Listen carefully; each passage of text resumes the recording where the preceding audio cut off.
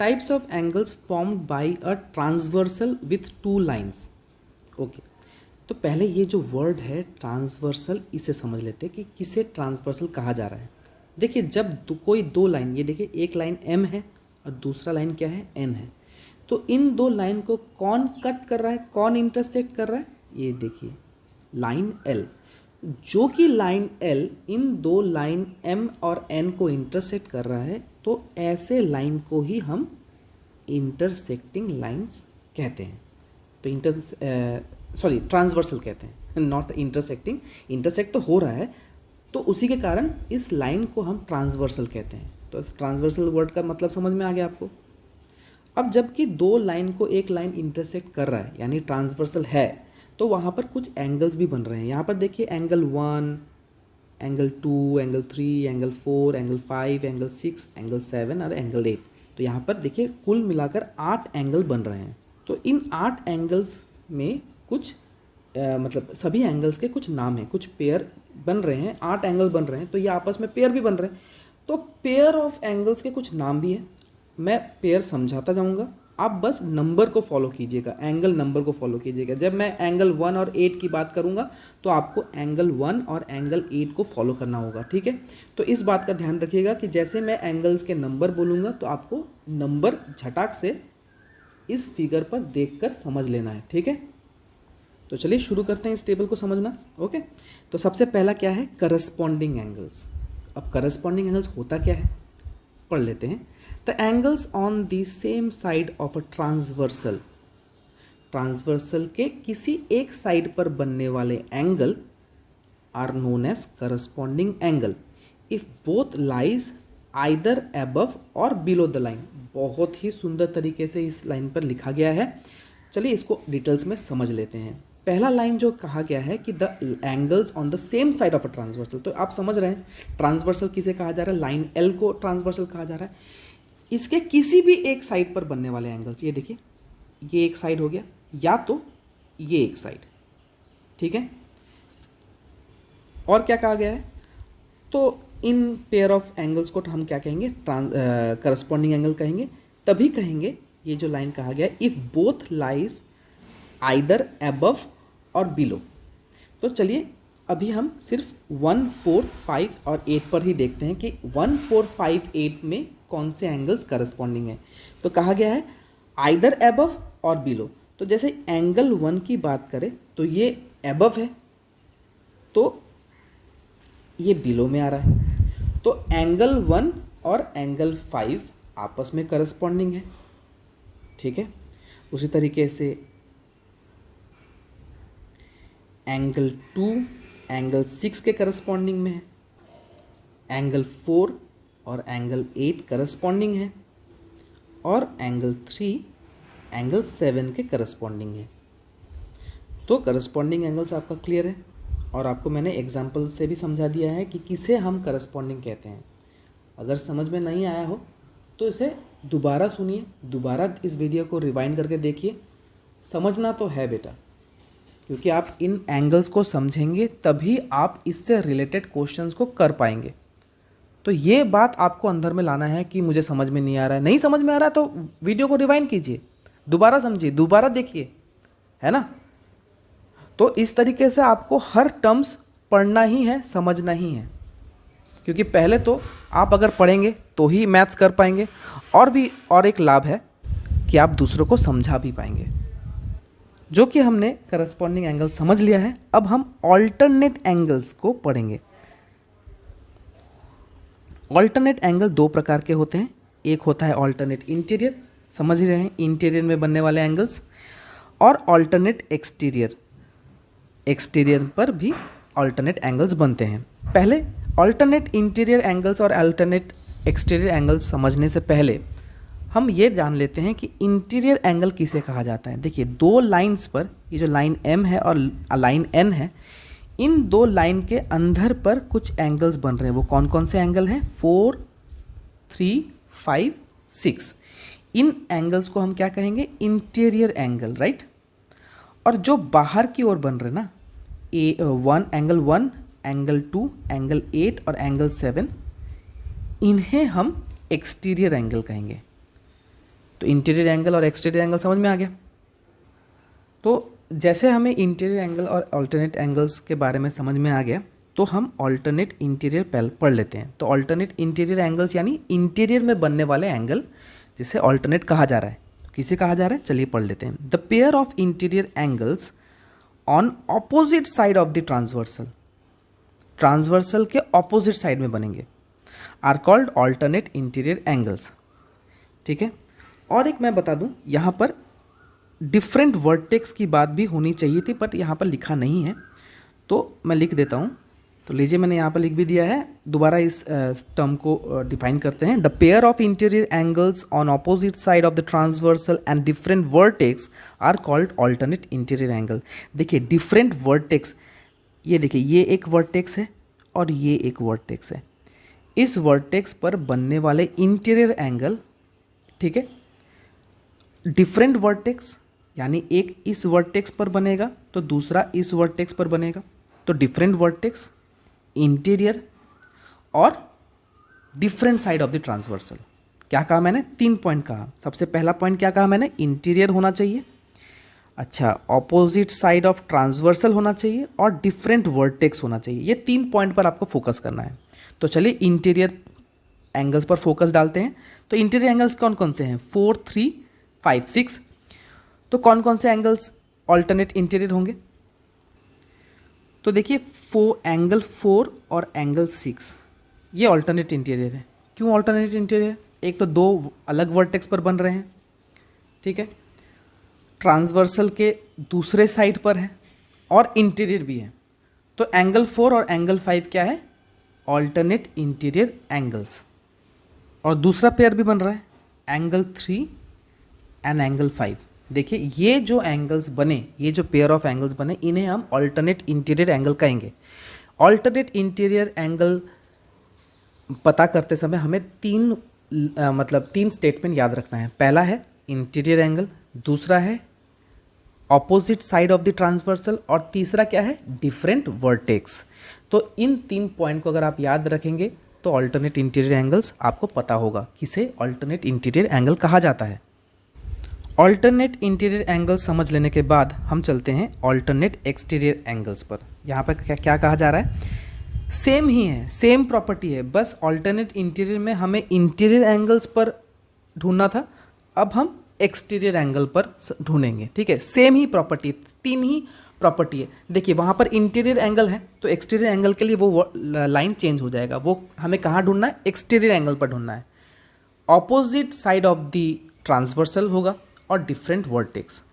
ठीक है, तो देखिए, जैसे कि यहाँ पर एंगल 1 और एंगल 7 एक्सटीरियर भी है, डिफरेंट वर्टेक्स पर भी बन रहे हैं। देखिए, डिफरेंट वर्टेक्स है ना, और opposite side of the transversal यानी ट्रांसवर्सल के ऑपोजिट साइड पर बन रहे हैं। ठीक है, तो ऐसे एंगल्स को हम ऑल्टरनेट एक्सटीरियर एंगल कहेंगे। दूसरा पेयर कौन सा बन रहा है, दूसरा पेयर बन रहा है एंगल 2 और एंगल 8। तो ये एंगल 2 और एंगल 8 ऑल्टरनेट एक्सटीरियर एंगल है, एंगल 1 और एंगल 7 ऑल्टरनेट एक्सटीरियर एंगल है। 4th पॉइंट को पढ़ लेते हैं, interior angles on the same side of the transversal. कहा जा रहा है interior angles on the same side of the transversal, transversal के सेम साइड। हमने प्रीवियस में क्या पढ़ा, हमने opposite side of the transversal पढ़ा, बट ये भी तो है कि वो same side of the transversal भी तो कुछ एंगल्स पेयर बना रहे हैं, जैसे कि 4, 5, 3, 6। तो इन एंगल को हम क्या कहेंगे, इन एंगल को हम को इंटीरियर एंगल्स कहेंगे। समझ में आया, तो क्या कहेंगे, को इंटीरियर एंगल। किसे कहेंगे, they are also interior angles on the same side. ये देखिए, इस लाइन को देखिए, interior angles on the same side of the transversal. ठीक है, इंटीरियर एंगल बन रहे हैं और ट्रांसवर्सल के एक ही साइड में बन रहे हैं, किसी एक साइड, या तो इस साइड या तो इस साइड। ऐसे एंगल्स को हम क्या कहेंगे, को इंटीरियर एंगल्स कहेंगे। ठीक है, हेडिंग को पढ़ लेते हैं, properties of angles made by a transversal with 2 parallel lines. तो हमने प्रीवियस, आप वीडियो को रिवाइंड कीजिए तो वहाँ पर हमने प्रॉपर्टीज़ पढ़ लिया था कि कौन से एंगल को क्या क्या कहा जाता है, कौन से पेयर में, जैसे को interior angle, corresponding angle, alternate interior angle, alternate exterior angle, ये सब हमने प्रीवियस में पढ़ लिया था, आप उसे रिवाइंड करके देख सकते हैं। बट अगर क्या हो कि दो लाइन पैरेलल हो और वहाँ पर आपका ट्रांसवर्सल है, तो यहाँ पर कुछ अलग ही है। अलग क्या है? इक्वल एंगल्स भी बनते हैं, सप्लीमेंट्री एंगल्स भी बनते हैं, वो हमें अभी यहाँ पर पढ़ने को मिलेगा। लेकिन प्रॉपर्टी वही सेम रहेगा, करस्पॉन्डिंग एंगल, को इंटीरियर एंगल। हाँ, तो चलिए पढ़ लेते हैं। सबसे पहले मैंने फोकस किया है कि इंटीरियर एंगल्स को दोबारा पढ़ लेते हैं। इंटीरियर एंगल यानी पैरेलल लाइन के अंदर में बनने वाले एंगल्स, जैसे कि 3, 4, 5, 6 हो गया। तो ये एंगल्स क्या है? इंटीरियर एंगल है। अच्छा, नेक्स्ट पॉइंट में एक्सटीरियर एंगल किसे कहा जाता है? 2, 1 एंड 7, 8, माने पैरेलल लाइंस के बाहर में बनने वाले एंगल को हम एक्सटीरियर एंगल कहते हैं। नेक्स्ट पॉइंट को देख लेते हैं, vertically opposite angles. Vertically opposite angles मैंने आपको समझा दिया था। वर्टिकली ऑपोजिट एंगल क्या होते हैं कि जब दो लाइन आपस में इंटरसेक्ट करते हैं तो वहाँ पर कुल मिलाकर 4 एंगल बनते हैं, 1, 2, 3, 4। तो इस पॉइंट में भी वही बन रहा है। ये देखिए, ये दो लाइन आपस में इंटरसेक्ट हो रहे हैं, तो ये एंगल 1, एंगल 2, एंगल 3, एंगल 4, ये चारों एंगल बन रहे हैं।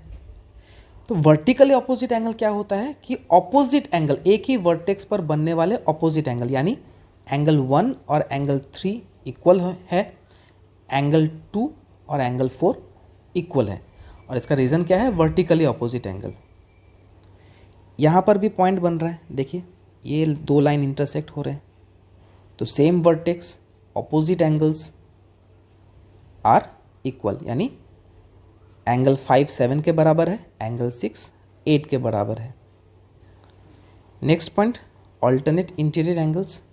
अगर दो लाइन पैरेलल है, मैंने प्रीवियस में बताया था कि ऑल्टरनेट एंगल्स क्या होते हैं, लेकिन इस पेज पर मैं बताऊंगा कि ऑल्टरनेट एंगल्स इक्वल भी होते हैं। कब? जब लाइन पैरेलल हो, यानी M और N जब पैरेलल हो तो ऑल्टरनेट इंटीरियर एंगल्स इक्वल होते हैं।